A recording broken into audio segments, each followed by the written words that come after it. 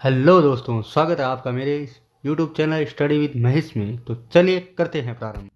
आज के इस वीडियो में हम हमारा राजस्थान कक्षा 7 के अध्याय 8 आज़ादी से पूर्व राजस्थान में सामाजिक शैक्षणिक सुधार के बारे में बात करेंगे।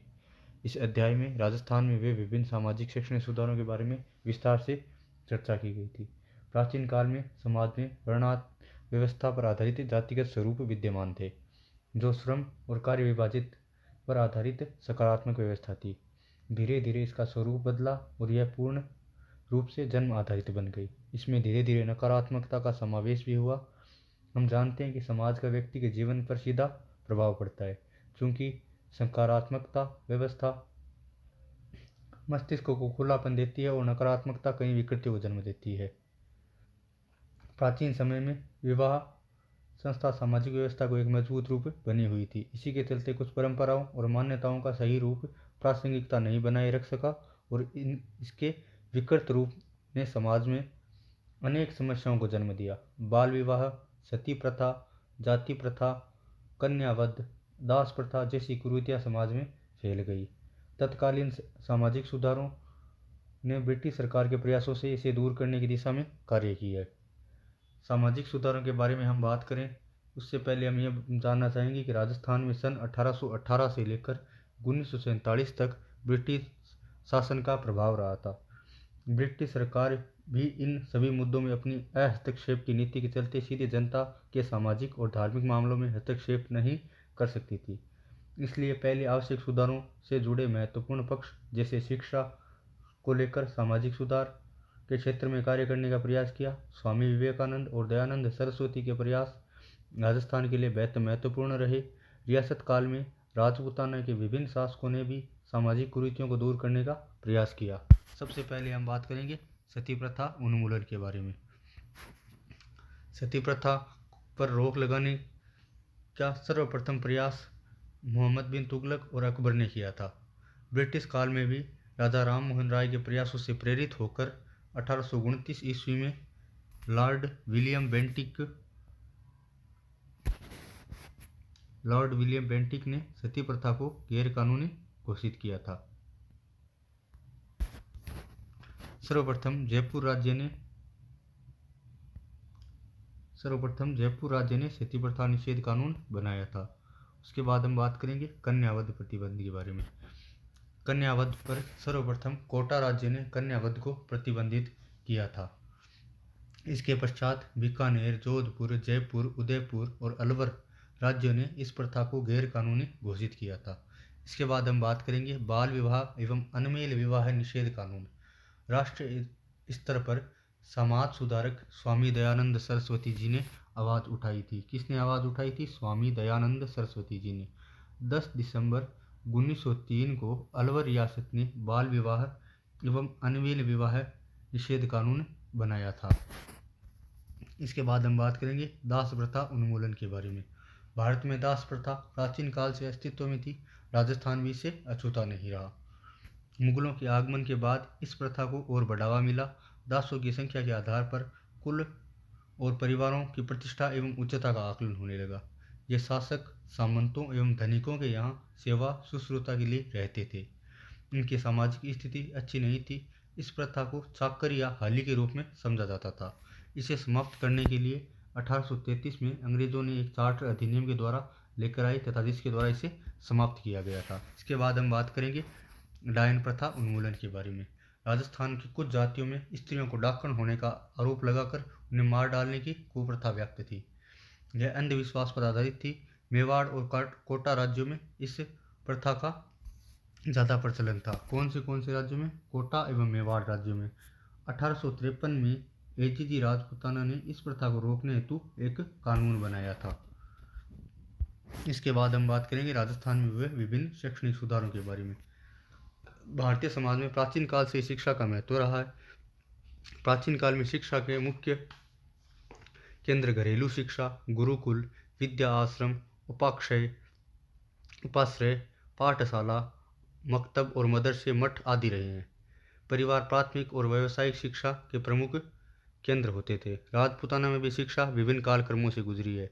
ब्रिटिश साम्राज्य ने 19वीं शताब्दी से पूर्व की शिक्षा को देसी शिक्षा या इंडिजीनियस एजुकेशन से संबोधित किया। इसके बाद की शिक्षा को अंग्रेजी शिक्षा, पाश्चात्य शिक्षा या आधुनिक शिक्षा के नाम से संबोधित किया। इस प्रकार 19वीं शताब्दी के एक ओर शिक्षा का पारंपरिक स्वरूप नजर आता है तो दूसरी ओर अंग्रेजी शिक्षा का प्रभाव। सबसे पहले आधुनिक शिक्षा का स्कूल 1819 में अजमेर में खोला गया था तथा इसके पश्चात पुष्कर, भिलाई एवं केवड़ी में स्कूल खोले गए थे, लेकिन लोगों द्वारा ईसाई धर्म की दी जाने वाली शिक्षा का विरोध किया गया। परिणाम स्वरूप क्या हुआ कि ये सभी स्कूल बंद कर दिए गए। उसके बाद 19वीं शताब्दी के अंत तक जैसलमेर को छोड़कर लगभग सभी रियासतों में शिक्षण संस्थान खुल चुके थे। 1835 में अंग्रेजी भाषा को राज्य की भाषा बना दिया गया, अतः अंग्रेजी शिक्षा प्रणाली का महत्व बढ़ा, जिससे रियासतों में आधुनिक शिक्षा प्रणाली को अपनाने वाले स्कूल खुलने लगे थे। 1851 में सर्वप्रथम अंग्रेज में सरकारी शिक्षण संस्थानों को हाई स्कूल में क्रमोन्नत किया। रियासतों में हाई स्कूल कक्षाओं की पढ़ाई प्रारंभ हो गई। इसके पश्चात राजपूत शासकों, रियासतों के शासकों, राजकुमारों, सामंतों के पुत्रों के लिए अंग्रेजी शिक्षा का पृथक प्रबंधन करने के उद्देश्य से सन 1872 में वायसराय लॉर्ड मेयो के नाम से मेयो कॉलेज की स्थापना अजमेर में की गई, जिसने अपना पहला सत्र 1875-76 के अंदर किया था। पंडित जनार्दन राय नागर ने 21 अगस्त 1937 को सभी के लिए शिक्षा के उद्देश्य से राजस्थान विद्यापीठ संस्थान की स्थापना की थी। 1861 में मिशनरी कन्या वर्नाकुलर स्कूल प्रारंभ किया गया। सरकार द्वारा 1866 ईस्वी में पुष्कर, अजमेर, मेरवाड़ा केंद्र शासित प्रदेश में प्रथम सरकारी कन्या स्कूल खोला गया था। देशी रियासतों में महिला शिक्षा को प्रोत्साहित करने के प्रयास हुए। परिणाम स्वरूप उदयपुर, जयपुर, भरतपुर, अलवर, कोटा, झालावाड़, टोंक, बीकानेर आदि रियासतों में भी कन्या विद्यालय खोले गए। अब हम बात करेंगे प्रमुख जननायकों के बारे में। राजस्थान की भूमि में कुछ ऐसे जननायक भी हुए जिन्होंने न सिर्फ स्वतंत्रता में अपना योगदान दिया बल्कि समाज में फैली हुई कुरीतियों को दूर करने के साथ ही स्त्री शिक्षा हेतु विशेष प्रयास किए। जैसे हम सबसे पहले बात कर सकते हैं नानाभाई खांट, भील थे तथा सेंगाबाई व कालीबाई के बारे में। इनके बारे में आपको तो पता ही होगा कि डूंगरपुर राज्य में जन जागृति हेतु सेवा संघ द्वारा पाठशालाएं खोली गई। वहाँ पर पुलिस के अधिकारियों ने नानाभाई खांट, जो कि वहाँ पर अध्यापक थे, उन्हें पाठशाला बंद करने के लिए कहा। उन्होंने मना किया, तब उनकी हत्या कर दी गई। उनके शहीद होने पर पाठशाला के दूसरे अध्यापक सेंगाबाई ने भी फौज की क्रूरता से पीटा और उन्हें वाहन के पीछे घसीट कर ले जाने लगे, पर वहाँ की जनता में से किसी ने इसका विरोध नहीं किया। तभी वहाँ पर एक 13 वर्षीय भील बालिका जिसका नाम कालीबाई था, जो खेत में घास काट कर आई थी, भीड़ को चीरते हुए वाहन के पीछे बंधे सेंगाबाई की रस्सी को दांतली से काट दिया और उन्हें बचा लिया। इस पर गाड़ी में बैठे हुए फौजी बहुत क्रोधित हुए और उन्होंने कालीबाई पर गोली चलाकर हत्या कर दी। अल्प आयु में यह शहीद बालिका हो गई। नानाभाई खांट, सेंगाबाई, कालीबाई के त्याग ने शिक्षा की स्थिति को मजबूत करने में महत्वपूर्ण भूमिका निभाई। अब हम बात करेंगे भोगीलाल पंड्या के बारे में। भोगीलाल पंड्या को राजस्थान में आदिवासियों का मसीहा तथा वागड़ के गांधी के नाम से जाना जाता है। इनका जन्म 1904 में डूंगरपुर में हुआ था। इनके द्वारा स्थापित की गई पाठशाला को वागड़ शिवा मंदिर के नाम से वर्तमान में जाना जाता है। इसके बाद हम बात करेंगे बीकानेर के शासक करणी सिंह जी के बारे में। बीकानेर रियासत के महाराजा करणी सिंह जी का जन्म 1924 में हुआ था। वे 1952 से 1977 तक 25 वर्ष लगातार लोकसभा के सदस्य रहे। इनके द्वारा बालिका शिक्षा के लिए सराहनीय प्रयास किए गए। सह शैक्षणिक गतिविधियों में उन्नयन हेतु खेलकूद, निशानेबाजी आदि को प्रोत्साहित किया एवं छात्रवृत्ति की शुरुआत की थी। इसके बाद हम बात करेंगे हीरालाल शास्त्री जी के बारे में। 24 अप्रैल 1899 को जोबनेर जयपुर में एक कृषक परिवार में जन्मे हीरालाल शास्त्री जी, जिन्होंने 1920 में दूरस्थ एवं पिछड़े गांव वनस्थली को अपना कार्यक्षेत्र चुना था। वनस्थली में ही इन्होंने जीवन कुटीर नामक एक संस्था की स्थापना भी की थी।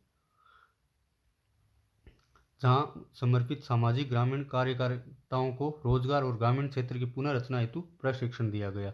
यह आगे चलकर प्रजामंडल में भी सक्रिय हुए थे तथा 1948 में जयपुर स्टेट, यहाँ पर ये थोड़ी सी प्रिंटिंग मिस्टेक होगी, है 1948 है यहाँ पे, 1948 में जयपुर स्टेट की तथा 29 मार्च 1949 को राजस्थान के प्रथम मुख्यमंत्री बने थे। 1948 को जयपुर स्टेट के तथा 29 मार्च 1949 को राजस्थान के प्रथम मुख्यमंत्री बने थे। इसके बाद हम बात करेंगे रत्ना शास्त्री जी के बारे में।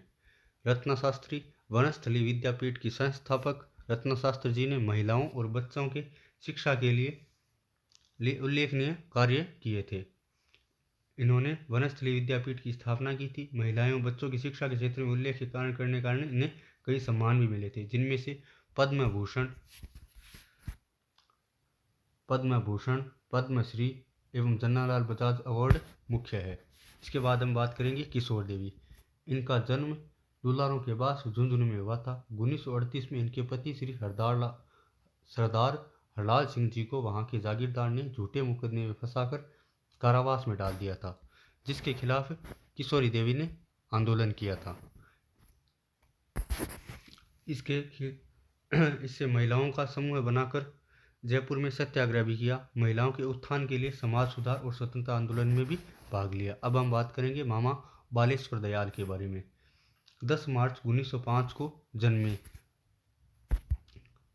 बालेश्वर दयाल सामाजिक कार्यकर्ता के रूप में प्रसिद्ध है। इन्होंने भील जनजाति विशेषकर राजस्थान और मध्य प्रदेश के लोगों के लिए काम किया। इसके लिए इन्होंने जल, जंगल और जमीन आंदोलन चलाया था। धन्यवाद वीडियो को पूरा देखने के लिए। आशा करता हूँ आपको मेरे द्वारा दी गई जानकारी अच्छी लगी होगी। जल्दी लौटेंगे एक नए वीडियो और एक नए अध्याय के साथ।